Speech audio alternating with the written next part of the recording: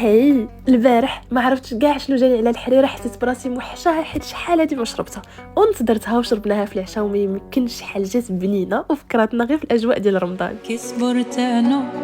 يا مولاي اول حاجه شويه ديال الزيت في كوكو، زيدوا عليها بصله محكوكه هكا غير بصله صغيره وواحد طريفات ديال اللحم مقطع. غادي تخليو داكشي يتشحر مزيان فوق البوطه وتزيدوا واحد الكيلو ديال المطيشه هكا مطحون وواحد الكاس ديال الحمص يكون في الزك، الربيع، الكرافس، قزبور، معدنوس، العطريه، ملحه، بزار، سكينجبير والخرقوم ومعلقه كبيره ديال المطيشه ديال الحك وصافي. غادي تخلطوا مزيان وغادي ترويو بواحد تقريبا لتر ونص حتى 2 لتر ديال الماء يكون طايب. تسدوا الكوكوط واحد شويه على داكشي، عاد موراها تزيدوا واحد شويه ديال العدس هكا يكون مغسول وصافي غتسدوها تخليوها تكمل الطياب. هنا درت نقاد هاد لي بوشيط ديال الدجاج على ما تكمل طياب الحريره، وموراها دزت باش ندورها درت شويه ديال الشعريه تكون متوسطه وميلونج ما بين الماء والطحين، معلقه ديال السمن ومعلقه ديال مطيشه الحك، وغادي تبقاو كدوروا فيها حتى تبان لكم لا تيكستور كيما بغيتو نتوما. انا ما كتعجبنيش الحريره خفيفه بزاف وما كتعجبنيش ثقيله بزاف، كتعجبني ما بين وبين بحال هكا وصافي. هي كيفاش جات. بون